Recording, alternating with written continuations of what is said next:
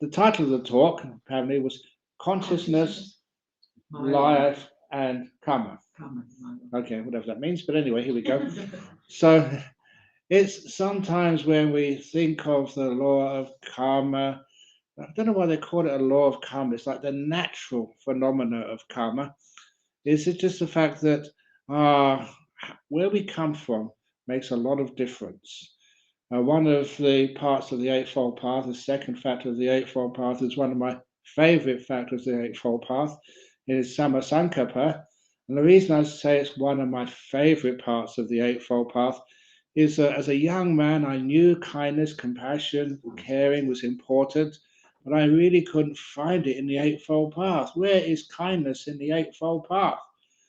And then you look through it, and again and again and again. It's only when I learned Pali that you can understand it was right there in the second factor of the Eightfold Path, Sammasankappa. And of course, sometimes people argue with me, and it's great we have discussions as monks and between lay people as well. Please don't just think Ajahn Brahm said this, it must be right. That is wrong ideas.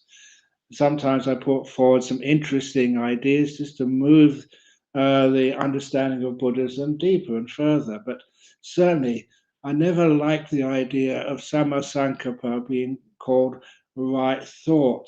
I thought, oh my goodness, thinking has just ruined so much of my life. Even, and by that I mean that doing something like building stage 2 of the retreat center project, if you think about it, it's crazy. It's too much hard work. Raising all the funds, doing all the building work, and you really put your heart into it, and then still people think, no, it shouldn't have been done like that. It should have been done a different way. And all the time, that thought can create so much problems for you. So instead of thinking about it, we just do it. And of course, you know that story. It's one of my favorite stories. The training which I had as a monk was when I was going to say when I was young as a monk, I used to work really, really hard. And I thought that once you get old, you don't have to work so hard.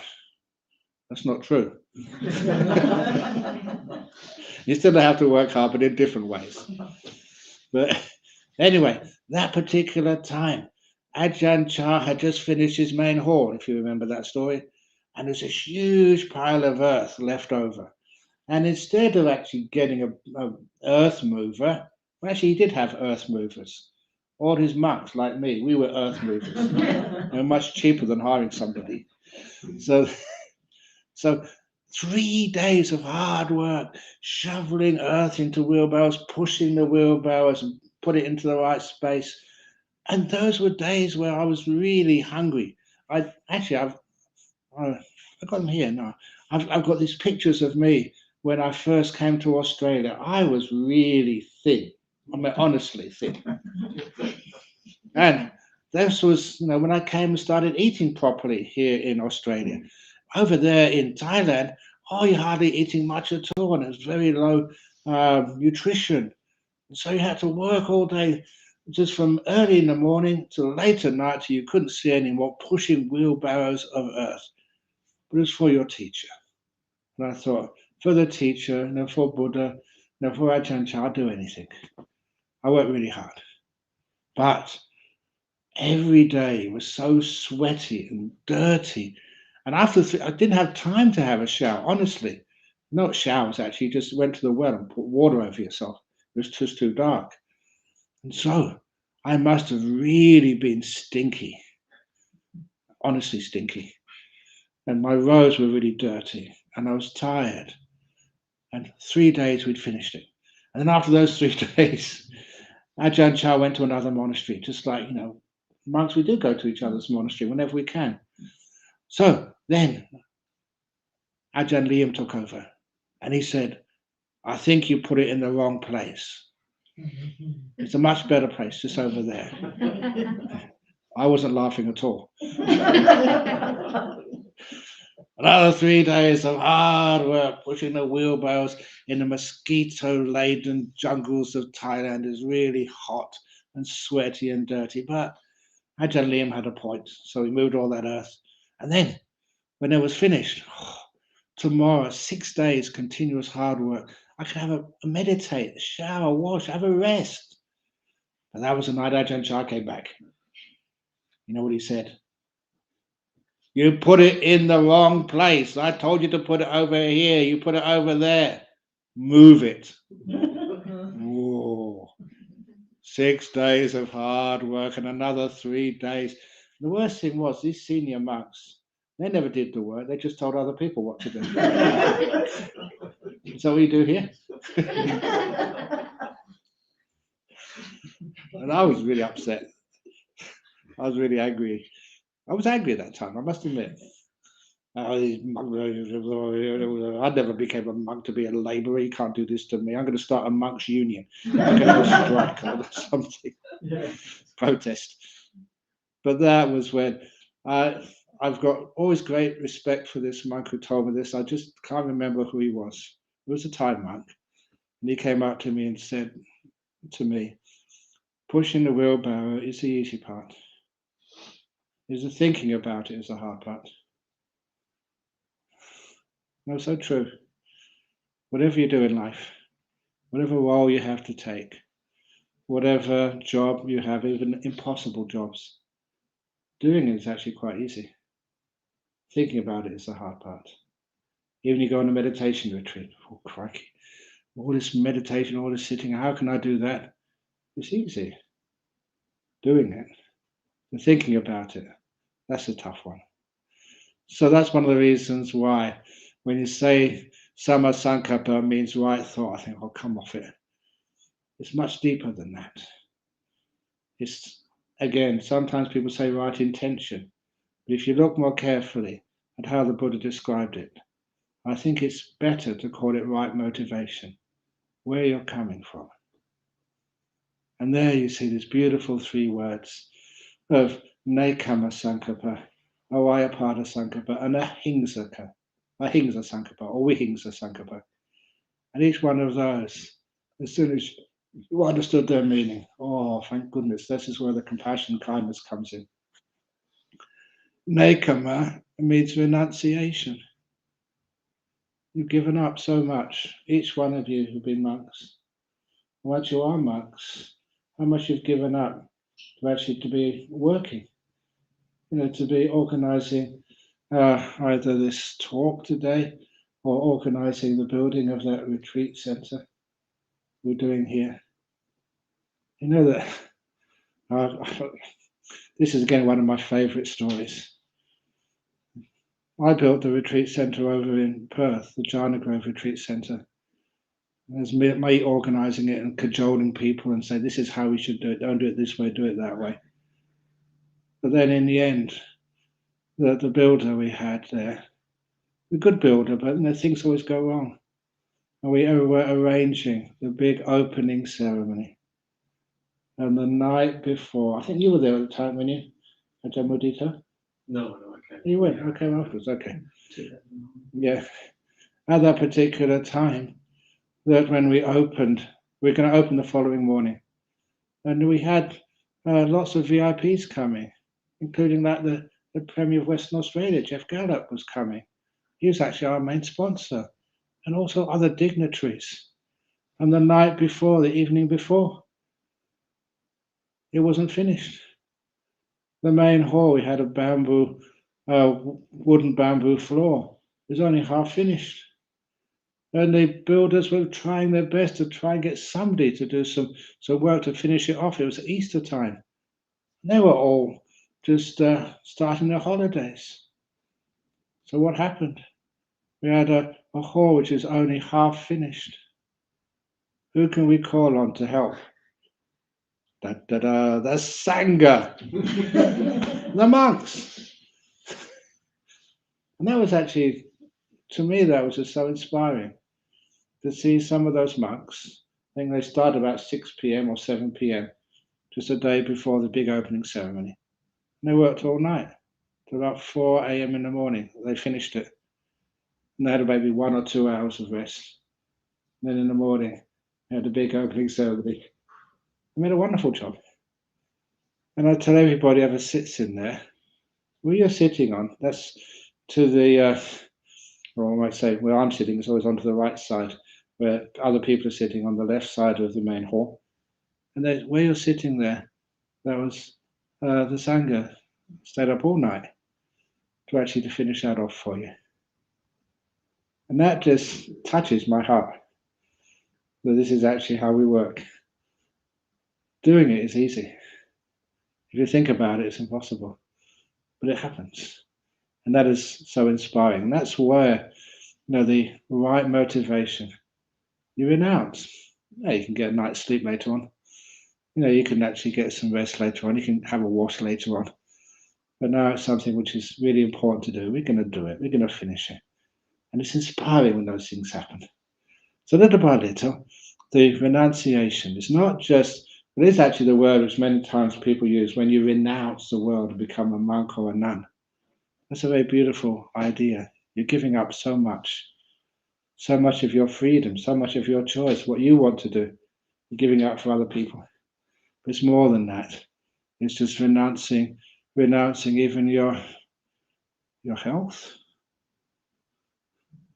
It's weird, isn't it? When I renounce any concerns about my health, I get healthier. Strange, weird. But in other words, you don't worry so much. In the times of COVID, please excuse me, but I always feel that there's too much worry and too much fear. And I say that because there was a story from Edgar Allan Poe, which I read as a student, and it was called The Mask of the Red Death. Plague time in Europe, very similar. And they had this idea that all these plagues were caused by like demons, like bad spirits. And in this Mask of the Red Death, the ending was where all these spirits would meet together in a forest somewhere in Europe. And the spirits would just confer with one another. How many people did you kill in London? And the London spirit said, I killed 1,000 people. How many did you kill over in Paris? I killed 2,000 people. How many did you kill in Madrid? And they went on like this. And one of the spirits, how many did you kill in Amsterdam? So I only killed 200. And fear killed 2,000. And that is the meaning of that. When I read that, wow, that is so important to understand just how the mind interferes even with your health. Any doctors here? I think, no? They're too busy looking after people. But again, I just recall as a student, I was a Buddhist. I was also joined the Astronomy Society, which was amazing. And I also joined the other society which I joined was the Psychic Research Society in London. And that's where I met one of my lifelong best friends, Bernard Carr. I think you may remember him. He was one of the very close inner 4 or 5 helpers of Professor Stephen Hawkins. Very smart fellow. He was also a Buddhist. He was also the president of the London Psychic Research Society. We used to go hunting ghosts together. Honestly, it's no joke. We were interested in stuff which had no explanation, which was real. We wanted to find out why these things were happening. So this is where we actually went really deeply into the nature of things. And I remember one of the experiments which we did under hypnosis. It's the old story of a 4-inch nail on the end of a stick. Hypnotized this poor student to think that nail was red hot. You can hypnotize people to believe anything. And then they touched the nail on his skin. Ah! He jumped and screamed in pain. That I could understand. What I couldn't understand was why a blister came up. That nail was at room temperature. But it actually affected the skin. It caused a burn. There was no physical cause, it was just the mind. believed in that. And from that, that's one of the reasons why your mind is very powerful. Your intentions, or rather your motivations, have a huge effect, physical effect, on yourself and the world. Which is one of the reasons why that right motivation is more powerful than people think. When you're letting go, you're not thinking of yourself or what you need, what your family need, or what is good for others. And you're included, of course, in that. That's a great deal of power. Each one of you, who've worked, I'm talking about the monks and the lay people, you two over there, how much food you've given us over these years, sacrificing what you wanted, or the committee over here. I've seen you for such a long time. But just how much have you given and sacrificed? It's huge. No, it's not. It's an investment with secure returns, which is amazing for lifetimes. Sometimes that I look at someone, your monk, but I've just been, I just was, when I came here yesterday to find out where we were sitting, and I was just, how long have I been a monk? It's over 47 years now. It's a long time as a monk. I thought, wow, all that good services I've given. Whoa.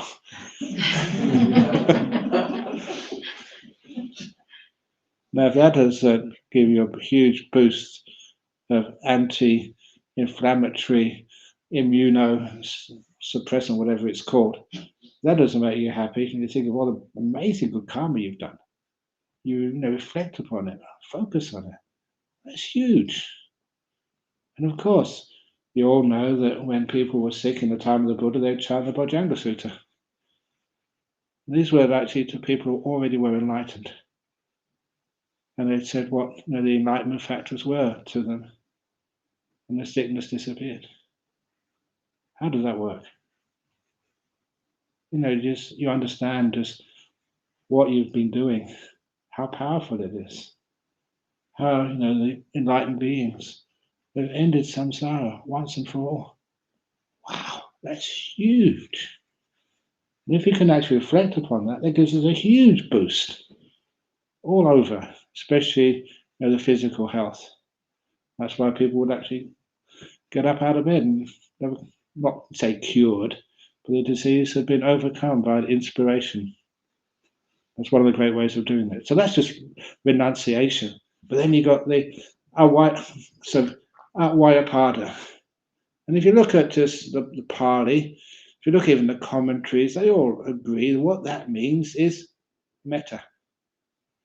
It's just the way of the Pali language. So that's a synonym for it. And when you see that's right there in the second factor of the second part of the second factor of the Eightfold Path.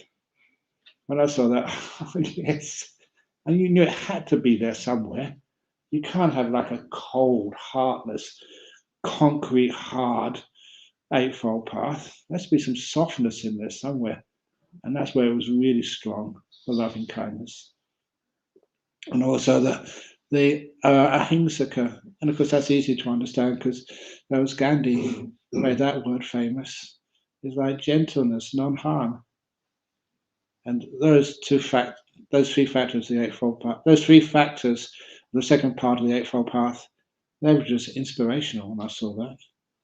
And so that's what you see is coming from your consciousness. That's what motivates you, where it's coming from. And of course, that's caused by your right view. From the first factor of the Eightfold Path. From that creates the correct motivation. And my goodness, it's inspiring. It's so inspiring that when you want to renounce, it's not about me, it's always about us. When you're so inspired from the loving kindness, may all beings be happy and well. Or sometimes I say, opening the door of your heart to all beings, no matter who they are, and to all your faults, and to all the things wrong with the building project. I just was having a look, because I know building, I was having a look at the hut I'm staying in. You call it Ajahn Brahm's hut. It's only a name, it's not my hut. Mm-hmm. But to actually have a look at it and see all the faults in it. I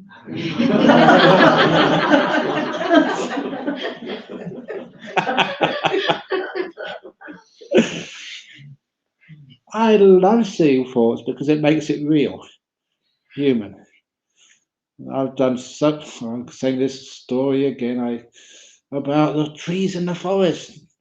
I was also having a look at the trees in your forest over here. There's not one which is perfect. They're all bent and crooked and twisted and damaged. Every one of them. You have a look.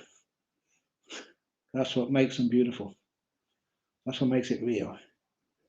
So this wonderful loving kindness doesn't expect beauty, doesn't expect perfection in the normal sense of the word, but embraces and accepts things sometimes as they are, and sees their faults as part of nature. See the faults when we can't do exactly what we need to do or want to do, but we do it anyway, because that's the best we can do. And that's one of the wonderful things why, whatever you do in this world, it will never be perfect. You can always make it closer to perfection, but don't try and make it absolutely perfect. It's impossible. You just get a big headache. Of course, I say that to everybody, but not to Ajahn Mudita, who's going to be talking to the builders later this week. Don't tell them this story, because they have to be. So in other words, this is actually where we have the beautiful loving kindness. And with that loving kindness and the gentleness, it's another weird thing that all the people which I've been working with, worldly people, the builders, the people you see in government, these people you see just over, when you check in at the airport, what are those people if you're kind to them? It's amazing, just little benefits which you get from kindness. You don't look for those benefits. When you make good karma, it's amazing just what you get back in return. Simple things.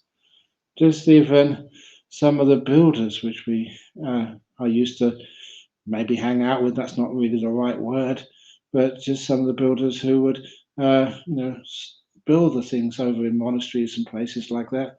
When you're kind to them, when you've got a sort of good motivation, they're always much kinder to you. They always try and do their very best. They always do a little bit extra for you.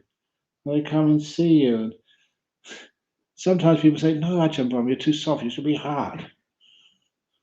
So, no, I can't be hard. It's one of the reasons why people tell me I should eat more salt. You know why they say I should eat salt? Because apparently salt hardens your arteries, which means it also hardens your heart. Which means you're a bit more tough. Is that true? Nah. So when you're soft and kind, we get many, many more monks and nuns and lay people and monasteries and retreat centres and city centres. There's something there when you're kind to somebody else, they want to do more for you. It's like somehow they realize the type of kindness, the type of non-harm and openness of a monk, a nun, a lay person who follows that second factor of the Eightfold Path is so powerful and inspiring. You just want to do more. And also you understand it's not just for money we do these things. It's just how many people are, how long has Janagra been around now? It's been about 2009. Yeah. Sorry? 12 years now. 12 years. Dozen years now. The amount of good energy which that place has generated over such a long time. Okay, here's one story. Just on last January, we were doing retreats over there. Was it December? Yeah. No, it was the month before. The November-December retreat, which we have there. So Kamma came up. Won't say who it is. And he said, I just came here just to thank you. And I always like it when they say that, because why?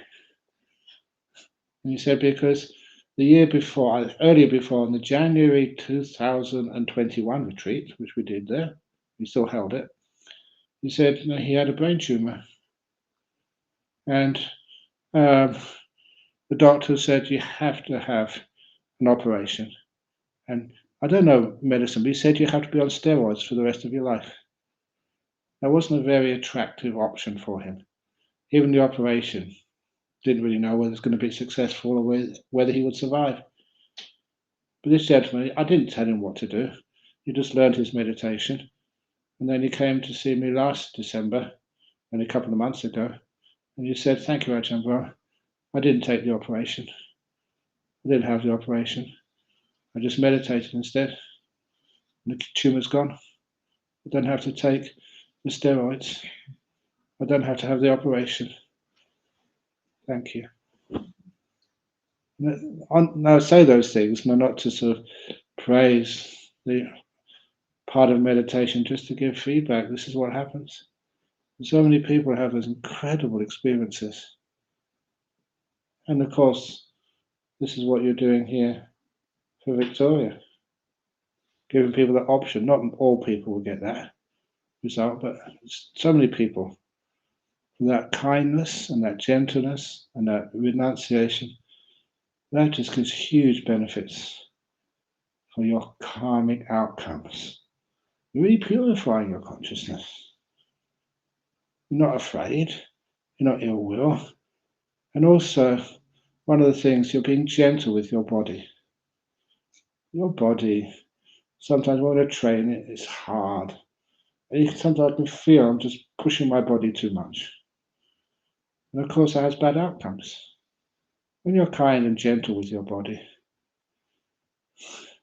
I was just, I think it was Venerable Mudita, it could have been Nisarana, but I think it was Ajahn Nisarana. The last time I was in hospital as a patient was 30 years ago. And I remember that time because I was under a gynecologist. That's true. There was this wonderful Sri Lankan doctor, Dr. Abiman Mendes. And he's the mother of Gita and Chippy Mendes. They're all great supporters of our monasteries. But anyway, because I don't know what was wrong with me. Just had no energy, really tired, and excessively tired. And so he just said, I'll just come and do some tests on you in hospital. He just happened to be a gynecologist, but he could admit me to the hospital for 6 days or 7 days. And that was the last time I was that sick, needed to go to hospital. And it's amazing what just the meditation can do for you. But it's not just a meditation, you're just gentle with your body. So gentle with the body that there are these occasions, times. I don't mind admitting this. Sometimes you're just in the monastery, you're working or teaching or doing something. But then when I have a bit of time, I ask my body and my mind, what do you need right now? Just like, you may have a child and then they're at home. And you ask them, what do you want to do this afternoon? What do you need? What do you want to eat? What do you want to drink? You love the child so much. Now you ask them, and they give you answers. And to me, when I asked my body what it needed, somebody said, I need some exercise. So I went for a walk. Somebody said, I need something to drink. Actually, that's what it says now.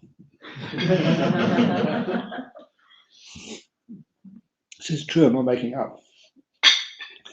When you're sensitive to your body, it's amazing just how your body responds. Thank you. And there's a few times, I've said this to monks as well, sometimes that you're tired. And now, a few times my body has told me, you need to go and rest. And I'm sensitive enough now. This is not indulgence, because if it's indulgence, I go into my room and lay down. If it's indulgence, I just can't go to sleep. But a few times when I've felt like this, I've gone to the room, any place I can, lay down, you're out straight away. And half an hour, 45 minutes later, you wake up, wow, you feel really good, really energized. And to me, I think there's something, my body knows better than me what it needs. And sometimes giving that rest, I'm sure that many times some sort of disease, sickness, or whatever has been zapped before it has a chance to take over my body. My body's got its own defenses. It just needs a bit of confidence from my mind so that it can be allowed to heal itself. That's what I've found anyway over the years. That's one of the reasons why, that if you've got that gentleness to your body, not just sit up straight, stop lounging around. Sometimes my body needs to lounge around. Sometimes your body needs to get up straight. Oh, that feels better. You find out what it needs. Be gentle with your body. Don't be strict. Don't try and train it. If you want training, go and join the army. If you want to be healthy, emotionally and physically, come on these retreats. So what you're doing is a marvelous thing here. That's why I'm very happy to come and support it. Now, I did ask how long I should be talking for, because hopefully an opportunity to ask for questions. So I'm now going to stop and put the floor open to questions.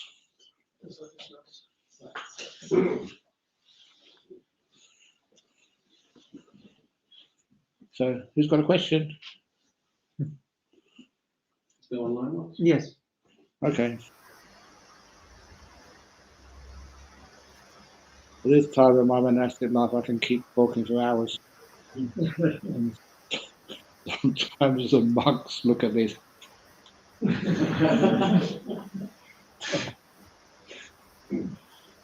Thank you, Ajahn. If there are no questions in the floor, there are currently 6 questions online, if that's all right. Did you say sick questions or sick? 6 questions. Okay. Not sick. Okay, please. Okay. So, first one. Even though I am kind to my mind during my meditation, the thoughts of the person, the guilt and shame of my failed relationship strains me daily. How should I calm my mind after a breakup? Guilt has no part in Buddhism. Because sometimes, why did you do what you wanted to do, or what you did? And sometimes you think, it's not guilt, it's just forgiveness and understanding. We all make mistakes. I make mistakes many times. And next thing, if you failed relationships, I do remember as a young man, relationships were very, very dangerous. And I remember sometimes, I think I've told this in other talks, that once many years ago, as a young 18, 19-year-old, I fell in love. I fell in love with this beautiful young lady. And we were together about 6 months. I thought, wow. And then you know what happened? She dumped me for another guy. I've got so much gratitude for her. Thank you so much for dumping me. Otherwise, I could never become a monk. So sometimes we can always blame ourselves, but no, this is life. So no, if you've got a few failed relationships, well done. You're free. And don't feel guilty about it, because we're learning. Every time I say something wrong or do something wrong, instead, whenever I was a young monk and did something wrong, Ajahn Chah would laugh. He never hit me or I didn't feel guilty. Instead, all I remember is actually learning. Okay, this is one of the, just recently when we had the full moon in February, it was on the 16th of February. And remember, that was not just the time I gave a talk in Ajahn Chah's monastery. I was only 4 years in Thai, but I was also the 10th death anniversary of my mum. She died on 16th of February 2012. And that brought all these memories of my mother and all the stupid things which I did, which, it's weird, I don't feel guilty about them, but I feel I'm just learning, a stupid boy. And one of the worst things I did for my mum was I must have been about 6 or 7 years of age, maybe 8. I'm not quite sure exactly the age. But I had this great idea on her birthday to actually give her a special present, a really so special present. And it did happen that there was a food craze in London at the time. Pie and eels. No, eels and mash. Jellied eels and mashed potatoes. So there was a shop close by to where I lived, which sold either cooked eels or you could buy them fresh. So I went in there, I saved up pocket money, and I asked for a live eel. And I put it in a lovely box, I had it already, and I wrapped it up in this beautiful gift paper, you know that stuff you get from the shop, gift paper, and a bow, the best I could do as a 7 or 8 year old, and a nice little gift card to Mummy, with love from your son, Peter. When I handed it to my mother, oh, she was almost crying. You know, a special gift. She never expected this. Oh, it's so sweet. Those of you who had children, you get a special gift from one of your kids. Oh, isn't that cute? 6 or 7 year old kid. And then, happy birthday, Mummy. Oh, that's so nice of you, so cute. And she opened it up. It wasn't the best wrapping because I was only a kid. And she opened up a little box and she opened it up. I still laugh when I remember this. The eel, you know, it's not a snake, you know, it's harmless, but it rose up in front of my mum and she screamed. But I was wise enough. I didn't know the words for it, but these days they call it an exit strategy. I had it all planned where I was going to run to and hide for a couple of hours until she cooled off. My poor mum. I apologise, but no, I really looked after and helped her later on in her life. But anyway, it's a stupid thing. But anyway, sometimes you remember those things. I forgave myself a long time ago. And my mother forgave as well. She was always very forgiving and kind. Guilt had no part of it. Because I was a stupid young boy learning. So all the mistakes which you make, all of you monks, which I've kind of trained,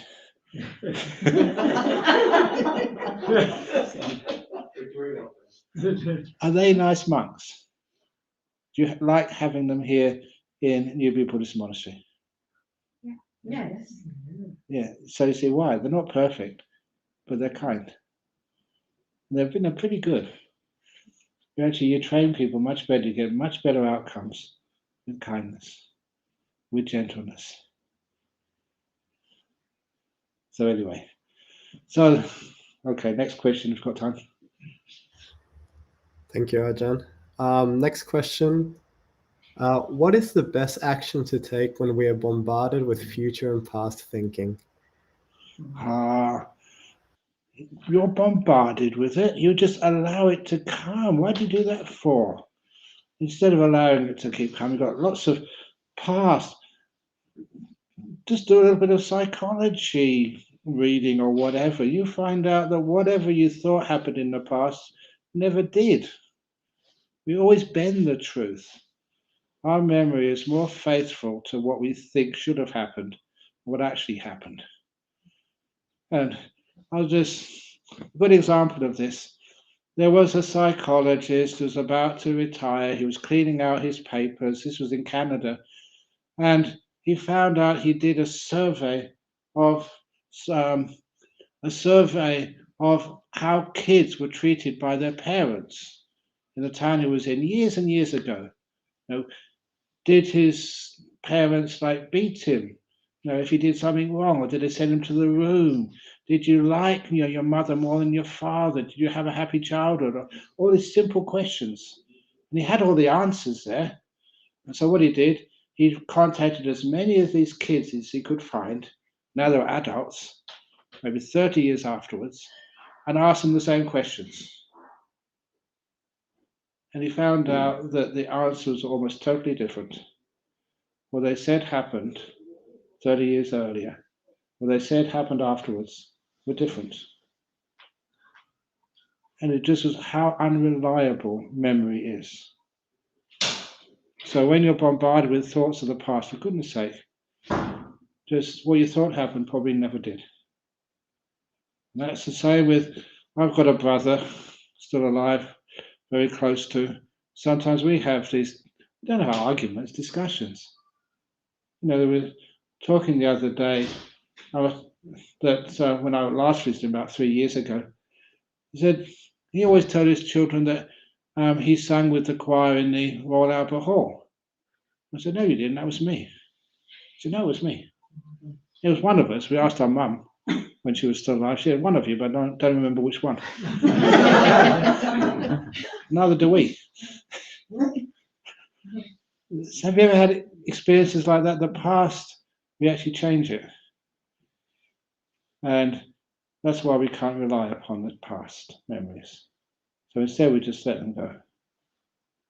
We don't learn from the past. We learn from the present. And as for the future, if you're bombarded with thoughts or fears of the future, please write them down. Write them down now. All the things you're afraid of in the future. And 1 year from now, get out that piece of paper and find out how many things actually happened.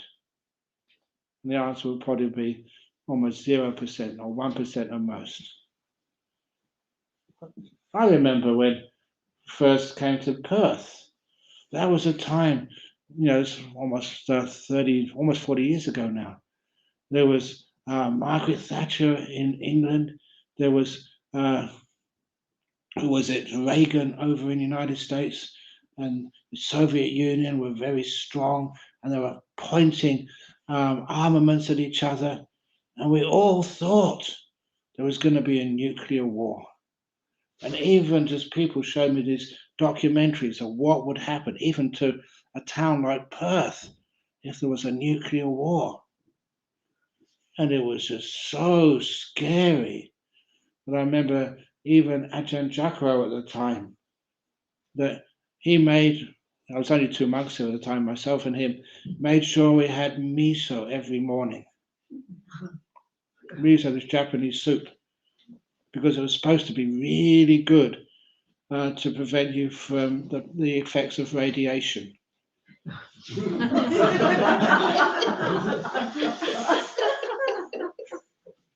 We drank a lot of miso soup, but there was no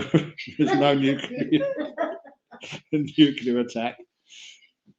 So sometimes you can understand just how so much of what we're afraid of destroys our happiness. We can't enjoy today. We're worried about what might happen tomorrow. Of course, you can be just too blasé about looking after and caring for yourself and your family and your loved ones and your monks. But nevertheless, don't overdo it and be afraid. There's all sorts of things you can be afraid of. And sometimes what you're afraid of, if you're really, really afraid of it, you actually make it happen. It's weird, but you create the future that way. You're really afraid that you're going to have an accident. Or like, this is for lay people. People are afraid that you're going to break up in your relationship. Boys and girls get married and they're afraid, oh, what happens if she leaves me? And you get so fearful and controlling, it's a terrible relationship. And of course they do break up. What you're afraid of, you make happen. You're afraid you're going to lose your job. And if you do that, you're just so tense at work, you can't relax and perform well, and you do lose your job. You're afraid that you'll have to give a talk, then you have to give one.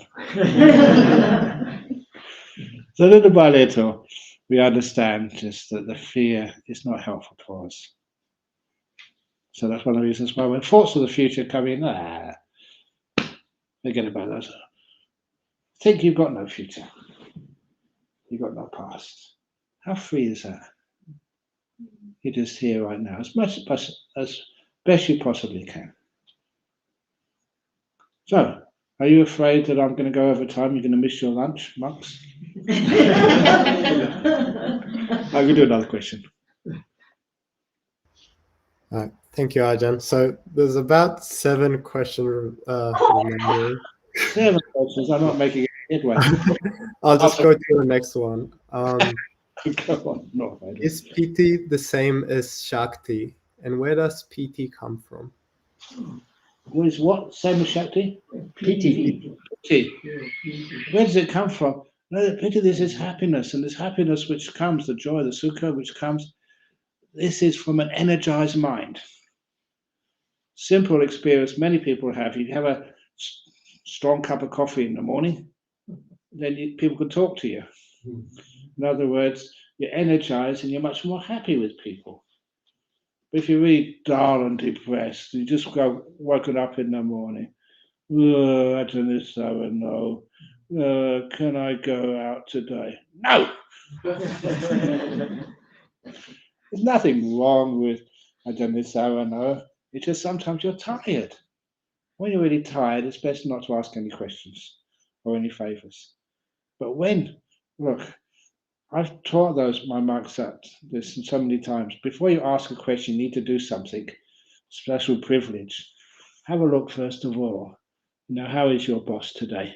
And if I'm in a really good mood, oh yes, can I please have this or do that? And of course, you're in a good mood, you always say yes. Because you're happy. And that joy. And the best way to cultivate joy and happiness is actually through stillness. The reason I say that is because people do too much, they think too much, they worry too much. Because they worry too much, think too much, do too much, they're so exhausted. No wonder they're unhappy. They even get depressed. But if you learn how to rest, relax, take some time for yourself, especially do some meditation, your energy just comes right up and you get very happy. That's where the happiness comes from stillness, which energizes the mind. Okay, next question. Thank you, Ajahn. Next question is, how can we start performing our day-to-day work without attachments or cravings? Oh, remember you're going to die. So what are you attached to things for? You're going to leave it all alone. If your family don't get it, the tax office will. You won't be able to take anything with you. So there's a story about this lawyer. He was on his deathbed, being a lawyer, always trying to find out the loopholes. So he said, I just figured it all out. So they say you can't take it with you, but I found a way you can. Go to the bank. There's 2 suitcases, big ones we use when we go on holidays. Take it to the bank. Here's the check. Fill it full of cash. Not Aussie dollars, but I think it's euros is the highest denomination in the world, isn't it? Fill it full of euros. I think $1,000 euro notes or something. In the 2 suitcases. Put them in my room. This is where I am. This is where I'm going to die. In the room above me. And then when I die, as I go up to heaven, I will grab the suitcases and take it with me. And the wife said, well, waste of time arguing with the lawyer. So she went to the bank, got the money, put it in the room above him. And of course, he died in a day or two's time. And when he died, she did all the ceremonies first of all. And then only after 4 or 5 days after the funeral, she went upstairs and checked. The bags were still there with the money in it. She said, stupid husband. He should have put them in the room below him. I knew which way he was going.